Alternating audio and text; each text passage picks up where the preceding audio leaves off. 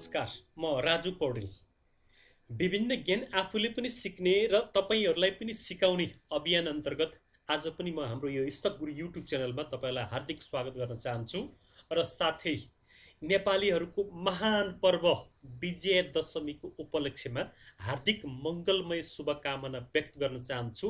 दुर्गा भवानीले हामी सबै नेपालीहरूको, हामी सबै शेयर लगानीकर्ताहरूको कल्याण गरून् भन्ने कामना गर्न चाहन्छु। र आज मैले तपाईहरुलाई शेयर बजारको टेक्निकल इन्डिकेटरहरुमा सबैभन्दा महत्त्वपूर्ण इन्डिकेटर RSI को बारेमा जानकारी गराउने उद्देश्यले मेरो लगानी डाटा एनालाइटिक्समा गएर त्यो RSI को चार्ट कसरी हेर्ने भन्ने सन्दर्भमा जानकारीमूलक भिडियो लिएर प्रस्तुत भएको छु। हाम्रो यो च्यानलमा तपाईहरु पहिलो पटक भिजिट गर्दै हुनुहुन्छ भने हामीलाई अझ प्रोत्साहन गर्नको लागि, हौसला प्रदान गर्नको लागि तल लेखिएको सब्स्क्राइब बटनमा एक क्लिक गर्न नभुल्नुहोला र साथै आगामी दिनमा पनि यस्तै महत्त्वपूर्ण जानकारीमूलक भिडियोहरू हेर्न चाहनुहुन्छ भने सँगै रहेको सब्स्क्राइब बटनमा पनि एक क्लिक गर्न नभुल्नुहोला भन्दै म अब तपाईहरुलाई यो मेरो लगानी डाटा एनालाइटिक्सको यो ड्याशबोर्ड खोलेर अगाडि बढ्न अनुरोध गर्दछु। यसभन्दा अघिल्लो भिडियोमा मैले मेरो लगानीको यो फियर एन्ड ग्रिड मिटरलाई मात्रै याद गरे पनि हामीले शेयर बजारमा सफल लगानीकर्ता हुन सक्छौं भन्ने बारेमा जानकारी दिएको थिएँ। तपाईहरुलाई थाहै छ शेयर बजार भनेको जोखिमको क्षेत्र हो। यहाँ हाई रिस्क छ, हाई प्रफिट पनि छ। त्यसकारण कुराहरू अरूका पनि सुन्ने, हाम्रा कुरा पनि सुन्ने, तर अध्ययन र अनुसन्धान आफै गरेर, जोखिम आफै वहन गरेर शेयर बजारमा लगानी गर्नको लागि म विनम्र अनुरोध गर्दछु। अरूका कुराहरू मात्रै सुनेर लगानी नगर्नुस्, मेरा कुरा मात्रै सुनेर लगानी नगर्नुस्। तपाईहरुले आफैले अध्ययन र अनुसन्धान गरेर, आफैले बुझेर मात्र शेयरमा लगानी गर्नको लागि अनुरोध गर्दै अब म तपाईहरुलाई एडभान्स चार्ट तर्फ लान चाहन्छु। यहाँनिर एउटा एडभान्स चार्ट भन्ने छ। यो एडभान्स चार्टमा क्लिक गरेर तपाईहरु अगाडि बढ्न सक्नुहुन्छ। त्यो क्लिक गरिसकेपछि यस्तो प्रकारको तपाईहरुको अगाडि एउटा चार्ट खोल्ने छ, जुन चार्ट तपाईहरुले नेप्सी चार्ट भनेर चिन्नुहुन्छ। जुन नेप्सी चार्ट धेरै समयसम्म अपडेट हुन सकेको छैन। यदि तपाईहरुले मेरो लगानीको डाटा एनालाइटिक्स प्याकेज लिनु भएको छ भने यो नेप्सी चार्ट तपाईहरु बजार चलिराखेको बेलामा लाइभ पनि हेर्न सक्नुहुन्छ। यहाँबाट हामीले विभिन्न ज्ञानहरु लिन सक्दछौं। र आज मैले तपाईलाई अगाडि नै भने RSI लाई फलो गरेर कसरी कुन समयमा शेयर किन्ने र कुन समयमा शेयर बेच्ने भन्ने कुराको ज्ञान लिन सक्दछौं। तर RSI मात्रै पुरै 100% होइन भन्न पनि चाहन्छु। तर धेरै शेयर बजारका टेक्निकल इन्डिकेटरहरुमा सबैभन्दा महत्त्वपूर्ण इन्डिकेटर भनेको RSI हो भन्ने कुराको म तपाईलाई जानकारी गराउन चाहन्छु। अब यहाँ इन्डिकेटर भन्ने ठाउँमा क्लिक गर्नुस् र यहाँ RSI भनेर हान्नुस् र रिलेटिभ स्ट्रेन्थ इन्डेक्स भन्नेमा क्लिक गरिसकेपछि यस्तो प्रकारको पेज तपाईहरुको अगाडि खोल्नेछ। यस्तो प्रकारको इन्टरफेस तपाईहरुको अगाडि खोल्नेछ। जुन यो RSI तपाईहरुको अगाडि खोलेको छ, यो RSI भनेको कन्भेन्सियल RSI हो। यो RSI लाई हामीले 30-70 को रूपमा हेर्दछौं। जस्तै यहाँनिर गएर तपाईहरुले क्लिक गर्नुभयो भने यस्तो प्रकारको एउटा इन्टरफेस खोल्ने छ र स्टाइलमा जानुभयो भने यहाँनिर भनेको छ, ल हेर्नुस् 70-30 भनेर भनेको छ। 70-30 को यो RSI भनेको कन्भेन्सियल RSI हो। जुन RSI विश्व शेयर बजारबाट आउट भइसकेको छ, तर नेपालको शेयर बजारले अहिले पनि यही RSI प्रयोग गर्दै आइराखेको छ। किन यो RSI आउट भयो भन्ने सन्दर्भमा म तपाईलाई जानकारी गराउन चाहन्छु। यसले के भन्छ त भन्दाखेरि 70 मा RSI पुग्यो भने ओभरबोट भयो भनेर भन्छ। 30 मा RSI पुग्यो भने माथि 70 मा पुग्दा ओभरबोट भयो, तल 30 मा पुग्दा ओभरसोल्ड भयो भन्ने कुराको जानकारी गराउँदछ।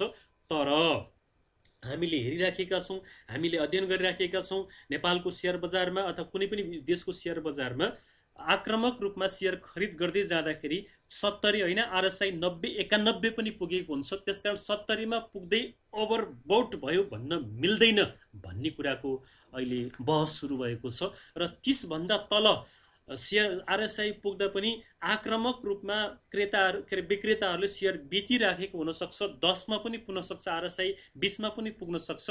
त्यसकारण यो आरएसआई वैज्ञानिक भएन, यो कन्भेन्सियल आरएसआई हो। अब हामीले अनकन्भेन्सियल आरएसआईलाई प्रयोग गरेर अगाडि बढ्नुपर्छ भन्ने कुराको म तपाईहरुलाई जानकारी गराउँदछु।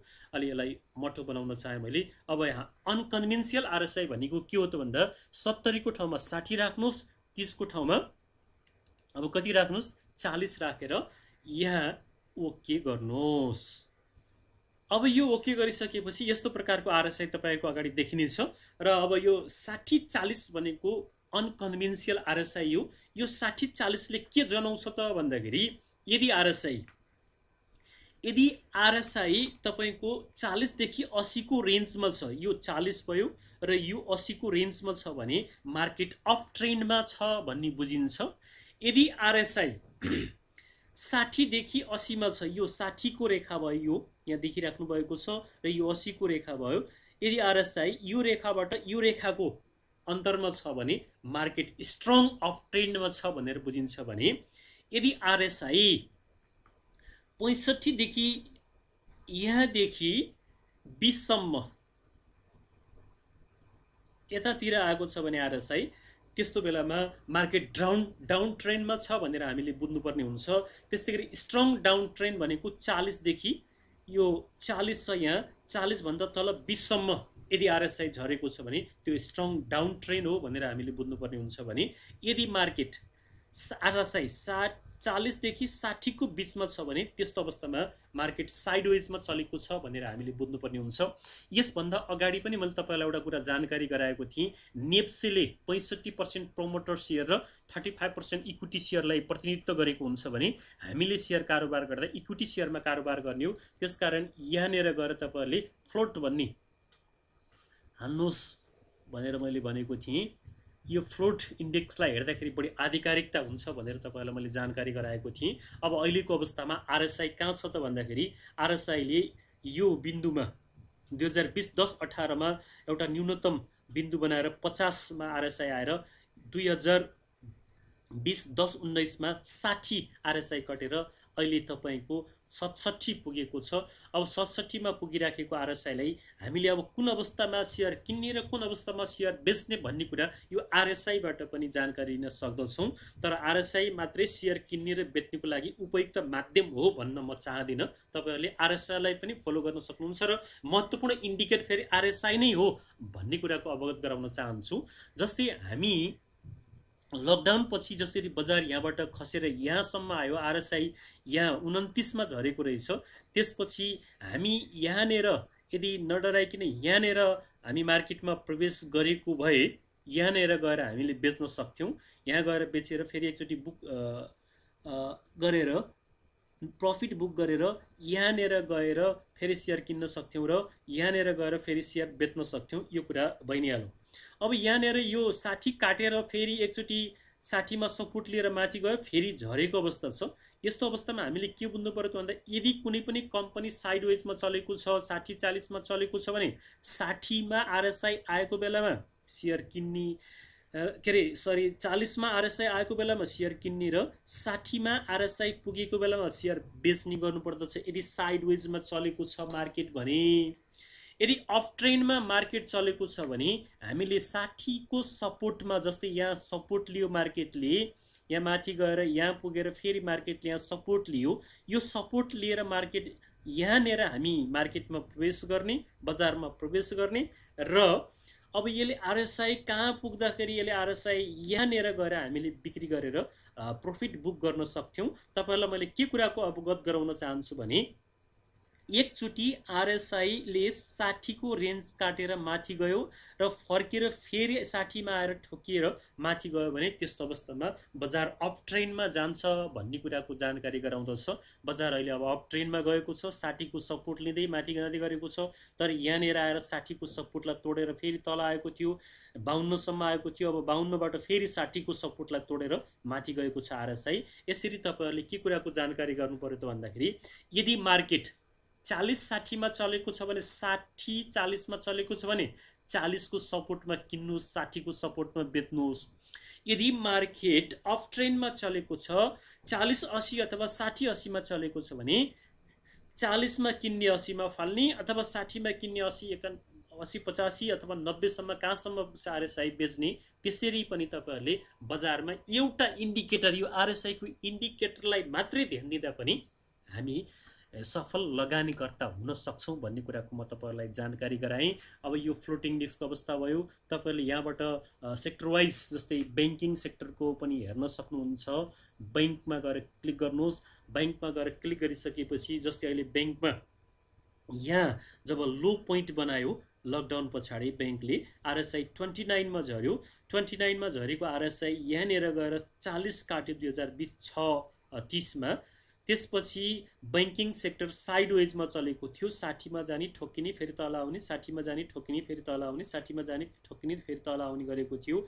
यहाँनेर आउँदाखेरि एउटा 46 पोइन्टको लो बिन्दु बनाएर अस्ति मात्र 2020-10-20 मा 60 को आरएसआई लाई काटेर बैंकिङ सेक्टरले माथितिर लागेको छ, 66 मा पुगेको छ। अब बैंकिङ सेक्टर अफ ट्रेन्डमा प्रवेश गर्यो, स्ट्रङ अफ ट्रेन्डमा प्रवेश गर्यो भनेर बुझ्नुपर्ने हुन्छ। 40 देखि 80 चाहिँ अफ ट्रेन्ड हो भने 60 भन्दा माथि गएर 80 सम्म गयो भने त्यो स्ट्रङ अफ ट्रेन्ड हो भनेर हामीले बुझ्नु पर्यो। अब बैंकिङ सेक्टर स्ट्रङ अफ ट्रेन्डमा प्रवेश गरेको छ। अब यदि यो आरएसआई आएर फेरि घुमेर यहाँ आएर 60 मा ठोकिएर माथि लाग्यो भने स्वाटै माथि जानेछ भन्ने कुराको पनि म तपाईहरुलाई जानकारी गराउन चाहन्छु। त्यसैगरी तपाईहरुले माइक्रो सेक्टर पनि हेर्न सक्नुहुन्छ। माइक्रो फाइनान्सको अवस्था के छ भनेर पनि हामीले हेर्न सक्दछौं। अब माइक्रो फाइनान्स पनि लकडाउन पछाडि यहाँ पुगेको आरएसआई लगभग 87 मा पुगेको आरएसआई घटेर एकैचोटी 2020-5-12 मा 32 मा झरेको थियो। त्यसपछि साइडवेजमा यो माइक्रो फाइनान्स पनि साइडवेजमा 60 मा जाने 40 मा आउने गरिराखेको छ र अहिले 2010-18 मा 40 को सपोर्ट लिएर माइक्रो फाइनान्सको आरएसआई माथितिर लागेको छ। अब 53 तिर 52-53 तिर आरएसआई पुगेको छ। यो आरएसआई ले यो 60 को आरएसआई लाई कटेर माथितिर लाग्यो भने मार्केट अब स्ट्रङ अप ट्रेन्ड तिर लाग्यो भनेर हामीले बुझ्नुपर्छ। माइक्रो फाइनान्सको सेक्टर पनि स्ट्रङ अप ट्रेन्ड तिर लाग्यो भनेर बुझ्नुपर्ने हुन्छ। अब तपाईहरु नयाँ लगानीकर्ताहरु हुनुहुन्छ, कहिले शेयर किन्ने कहिले बेच्ने भनेर कारोबार गर्दै हुनुहुन्छ, कारोबारी हुनुहुन्छ भने तपाईहरुले के कुराको अवगत हुनु पर्यो त भन्दाखेरि यदि मार्केट साइडवेजमा चलेको छ, 60-40 मा चलेको छ भने 60 को सपोर्टमा किन्ने, 60 को सपोर्टलाई सपोर्ट लिएर माथि जान नसकेर तल झर्न थाल्यो भने त्यहाँ स्टप लस गर्ने, बेच्ने। यदि मार्केट स्ट्रङ अफ ट्रेन्डमा प्रवेश गरेको छ, 60 भन्दा माथि पुगेको छ भने त्यस्तो अवस्थामा हामीले 60 मा इन्ट्री हुने र माथि 80-85 मा गएर अथवा 90 तिरै जान सक्छ। त्यस्तो अवस्थामा गएर बेच्ने गर्नु पर्दछ। जस्तै मैले एउटा कम्पनीको हेर्न चाहे, एनआरआईसी नेपाल रि इन्स्योरेन्सको अवस्था आरएसआई को अवस्थाबाट हेर्दा के छ भनेर हामीले हेर्नुपर्ने हुन्छ। अब नेपाल रि इन्स्योरेन्सको अवस्था यस्तो छ। यो सुरुदेखि नै यो मिति 2020-7-16 देखि नै यो एनआरआईसी भनेको स्ट्रङ अप ट्रेन्डमा चलिराखेको छ। यसको म्याक्सिमम आरएसआई 90 सम्म पुगेको छ भने यहाँनेर आएर 2020-10-11 मा आएर यसले स्ट्रङ अप ट्रेन्डलाई तोडेर अप ट्रेन्ड तिर छिरेको छ। 60 को आरएसआई लाई तोडेर तल झरेको छ र यसले 53 मा आएर सपोर्ट लिएको छ र 53 मा सपोर्ट लिएर फेरि माथि गयो 56 तिर र अहिले चाहिँ आरएसआई 55 तिर चलिराखेको छ। अब यो आरएसआई फर्केर 60 कटेर माथितिर लाग्यो भने फेरि एनआरआईसी स्ट्रङ अप ट्रेन्डमा प्रवेश गर्दछ भन्ने कुरा हामीले बुझ्नु पर्यो। आरएसआई को साथसाथै भोल्युमलाई पनि हामीले ध्यान दिनुपर्ने हुन्छ। जस्तै आरएसआई म्याक्सिमम 90 पुग्ने बेला भोल्युम पनि म्याक्सिमम पुगेको थियो भनेर हामीले बुझ्नुपर्ने हुन्छ। भोल्युमले पनि सपोर्ट गरिराखेको छ कि छैन भनेर हेर्नु पर्यो र आरएसआई पनि कहाँ छ, 60 मा छ कि 40 मा छ। 40 को सपोर्टबाट फर्कियो भने 60 को सपोर्टमा गएर उसले अवरोध लिन सक्छ र 60 भन्दा माथि गयो भने आरएसआई स्ट्रङ अप ट्रेन्डमा बजार प्रवेश गर्यो भन्ने कुरा हामीले बुझ्न सक्दछौँ। यसरी तपाईहरुले एक एक गरेर कम्पनी हेर्न सक्नुहुन्छ। जस्तै एनएलआईसी नेपाल लाइफ इन्स्योरेन्स कम्पनीको आरएसआई को अवस्थाले अहिले कुन अवस्थामा छ भनेर पनि तपाईहरुले हेर्न सक्नुहुन्छ। जस्तै लकडाउन पछाडि नेपाल लाइफ इन्स्योरेन्स कम्पनीको आरएसआई घटेर 33 सम्म झरेको रहेछ भने त्यसपछि नेपाल लाइफ इन्स्योरेन्सको आरएसआईले साइडवेज लियो, 60 मा छुँदै फर्कँदै 60 मा छुँदै फर्कँदै गर्यो, 60 मा छुँदै फर्कँदै गर्यो। अहिले फेरि मिति 2020 10-22 मा 60 मा टच गरेको छ।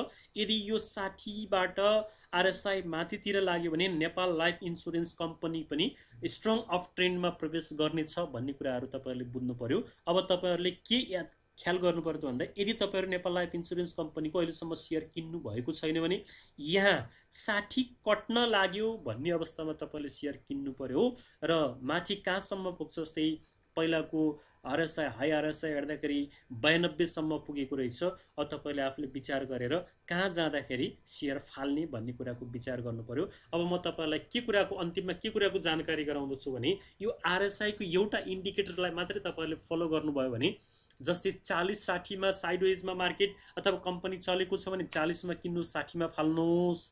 आरएसआई 40 मा हुँदा सपोर्ट 40 मा सपोर्ट लिएर फर्कन लाग्यो भने किन्नुस्, 60 मा सपोर्ट लिएर फेरि तल फर्कन लाग्यो भने बेच्नुस्।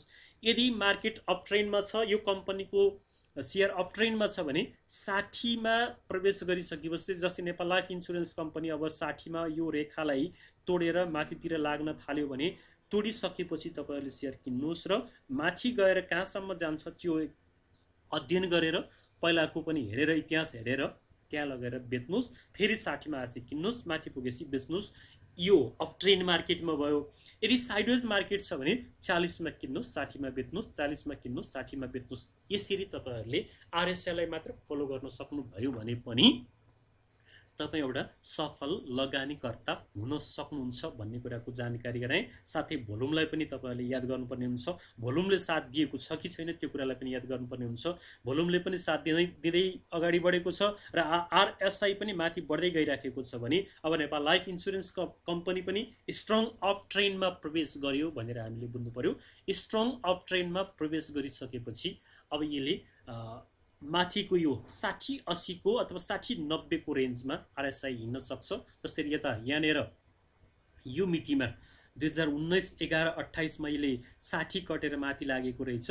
60 कटेर माथि लागेर यो फेरि 60 मा आएर सपोर्ट लियो भने यसले माथि स्ट्रङ अफ ट्रेन्डकै यात्रा तय गर्नेछ।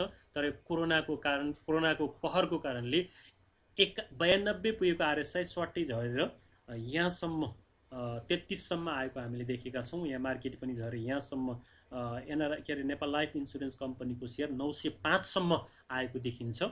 यसरी तपाईहरुले एउटा इन्डिकेटर आरएसआई इन्डिकेटरलाई मात्रै फलो गर्न सक्नुभयो भने पनि सफल लगानीकर्ता हुन सक्नुहुन्छ। तर तपाईहरुले आरएसआई इन्डिकेटरलाई फलो गर्दाखेरि 70-30 लाई होइन कि 60-40 लाई जुन अनकन्भेन्सियल आरएसआई भनेर भनिन्छ। यो आरएसआई लाई कन्भेन्सियल आरएसआई भनेको 70-30 हो, अनकन्भेन्सियल आरएसआई भनेको यो 40-60 हो। यसले मार्केटको ट्रेन्डलाई पनि जनाउँदछ। 30-70 ले 70-30 ले ओभरसोल्ड र ओभरबोटलाई मात्रै जनाउँथ्यो भने यसले चाहिँ मार्केटको ट्रेन्ड कता छ, 60 मा सपोर्ट लिएको छ कि छैन, 40 मा सपोर्ट लिएको छ कि छैन भन्ने कुराको पनि महत्त्वपूर्ण जानकारी गराउँछ भन्ने कुराको जानकारी गराउँदै तपाईहरुले मेरो लगानीको डाटा एनालाइटिक्स प्याकेज लिएर यस्ता कुराहरू सजिलैसँग सिक्न सक्नुहुन्छ। र अरु महत्त्वपूर्ण फिचरहरू मैले आज यो एडभान्स चार्टको बारेमा बताएँ। अरु धेरै फिचरहरू छन् यहाँ अब फन्डामेन्टल एनालाइसिसमा गएर कम्पनीको फन्डामेन्टल कसरी गर्ने भन्ने बारेमा अर्को भिडियो लिएर छिटै नै तपाईहरु समक्ष प्रस्तुत हुनेछु। आजलाई यो महत्त्वपूर्ण भिडियोबाट बिदा हुनुभन्दा अगाडि यस्ता जानकारीमूलक भिडियोहरू आफूले पनि हेर्ने र अरूलाई पनि सिकाउने जुन हाम्रो अभियान छ त्यो अभियानलाई साथ दिनको लागि भिडियो हेरिसकेपछि शेयर गर्न नभुल्नुहोला। साथै लाइक कमेन्ट पनि गर्नुहोला। केही फिडब्याक छन् हामीलाई केही दिनुपर्ने सुझाव छन् भने सुझाव पनि दिनुहोला भन्दै आजलाई यो भिडियोबाट म बिदा हुन चाहन्छु। हस्त नमस्कार। फेरि अर्को भिडियोमा भेटौँला।